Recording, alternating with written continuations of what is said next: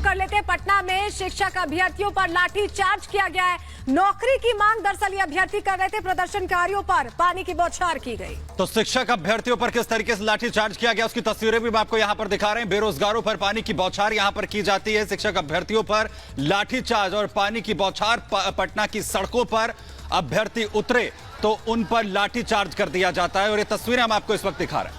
जी हां, तस्वीरें पटना से दिखा रहे हैं जहां पर शिक्षक अभ्यर्थियों पर पुलिस ने लाठीचार्ज किया है। नौकरी की मांग ये तमाम लोग कर रहे थे। देखिए किस तरह से पुलिस लाठियां भाज रही है। नौकरी मांगने के लिए पहुंचे, विरोध कर रहे थे, उसके बाद पानी की बौछार की गई प्रदर्शनकारियों पर, उन पर लाठी भाजी गई। ये वो लोग हैं जो नौकरी की मांग कर रहे थे, सरकारी योजनाओं का विरोध कर रहे थे। तो गौर करने वाली बात यह है कि ये बिहार है।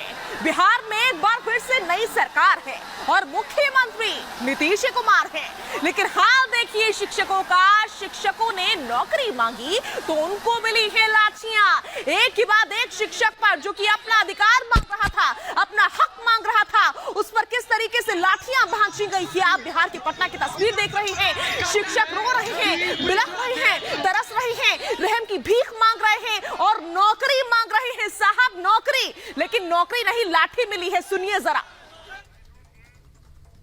कहता है कि पुलिस वाले दरिया अब तेरी खैर नहीं, बूंदों ने बगावत कर दी है। अरे नादा ना समझ बुद्धि किसको।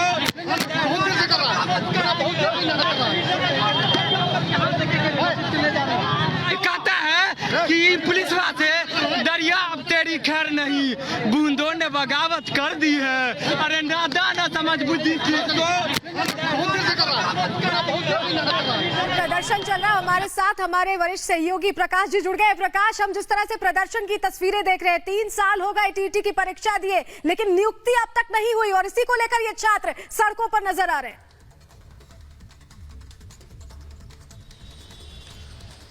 सबसे बड़ी बात कि तेजस्वी यादव ने 10 लाख नौकरी की घोषणा की थी चुनाव के समय, और अब शिक्षा विभाग भी राजद के पास है। राष्ट्रीय जनता दल के कोटे से मंत्री हैं चंद्रशेखर, और उन्होंने कहा था कि पहली कलम से 10 लाख नौकरी दूंगा। अब तो सरकार में आए हुए करीब 10 दिन हो गए और 10 लाख क्या 10 नौकरी भी नहीं दे पाए। और हालत यह है कि ये शिक्षक जो पिछले 3 साल से नियुक्ति योगदान के लिए तरस रहे हैं, क्योंकि इनकी सिलेक्शंस हो गई हैं, 1 लाख के करीब शिक्षक हैं। और कोई वायरल ऑडियो आया जिसमें ये कहा गया था कि ये चुनाव के समय होगा, शायद शिक्षा मंत्री के पीए या पुष्ट खबर है, लेकिन जो उसी में से कुछ छात्र बता रहे थे। अब उसके बाद ये प्रदर्शन करते हैं और उन पर देखिए कैसे जुल्म ढाया जाता है। और एक जो तस्वीर है, जो एक कोई टीचर है जो तिरंगा लिए हुए है और फिर भी एडीएम जो पटना के हैं उन पर लाठियां बरसा रहे हैं, तिरंगा छोड़ा नहीं जा रहा है। और उसके हालत पर तरस खाकर एक पुलिसकर्मी ने तिरंगा को पहले लिया, उसके बाद भी उसकी पिटाई जारी रही। इनका कसूर यही है कि 3 साल पहले टीचर्स एलिजिबिलिटी टेस्ट में ये कम्पीट किए थे और उसके बाद 3 साल तक अभी तक कोई योगदान नहीं दिया गया। हालत ये है कि सरकार अपने फाइनेंसेस का इंतजाम ही नहीं कर पा रही है कि कहां से फाइनेंसेस आएंगे। और यही बात नीतीश कुमार चुनाव के समय तेजस्वी यादव पर प्रहार करते थे कि उनको कुछ समझ में नहीं आता है पैसे कहां से आएंगे। लेकिन अब दोनों मिल गए हैं, नीतीश कुमार और तेजस्वी यादव। और तेजस्वी यादव शायद सत्ता में कभी रहे नहीं है, तो शायद अंदाजा नहीं होगा कि फाइनेंसेस कैसे चलाए जाते हैं। अब देखना यह है कि क्या इन 1 लाख शिक्षकों की, जो कि बहाली पहले ही हो चुकी थी सरकार के द्वारा, अब वो कर पाते हैं या नहीं कर पाते हैं, कितना जल्दी कर पाते हैं। और जिस तरीके से लाठी डंडे से पीटा गया विभत्स रूप से, एक तो आप एग्जाम लेते हैं, एग्जाम में पास कर जाते हैं, उसके बाद भी 3 साल तक नौकरी नहीं मिलती, तो ये बेचारे करे क्या? सड़क पर प्रदर्शन ही करेंगे, लाठी डंडे खाएंगे। और जिस तरीके से आप वाटर कैनन यूज करके इनको डिस्पर्स कर रहे हैं, हटा रहे हैं, खदेड़ रहे हैं और उसके बाद FIR कर रहे हैं, तो इनकी क्या गलती है? आप एग्जाम ही नहीं लेते, आप उसका रिक्रूटमेंट के लिए ड्राइव नहीं चलाते, एप्लीकेशन फॉर्म नहीं लेते, टेस्ट नहीं करते। आपके पास अगर उतनी शक्ति नहीं है कि इन लोगों का योगदान लिया जा सके, गलती तो शिक्षकों की है नहीं, सरकार की तरफ से गलती है।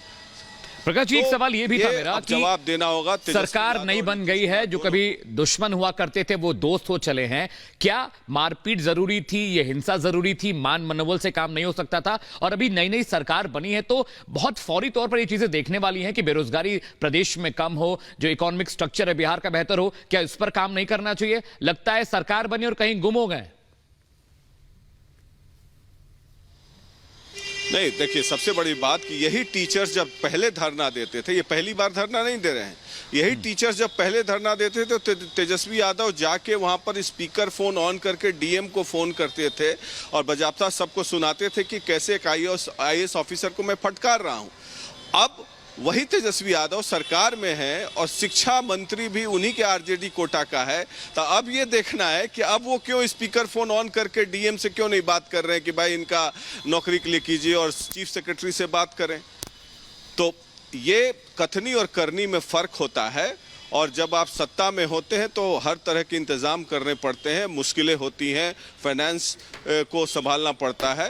तो अब उस मुश्किलों से जब गुजरेंगे और जब लोगों को जवाब देना पड़ेगा जनता को, तब इनको पता चलेगा कि आटा दाल का भाव क्या होता है। बेशक प्रकाश जी, इसीलिए घोषणा वही ठीक बात कीजिए आप जो कह रही आप थी जिस और पर आपका अमल कर तजुर्बा सकें। बिहार की राजनीति को बहुत बढ़िया तरीके से समझता है। बहुत बहुत शुक्रिया इस तमाम जानकारी और बातचीत के लिए। आप नजर बनाए रखिए।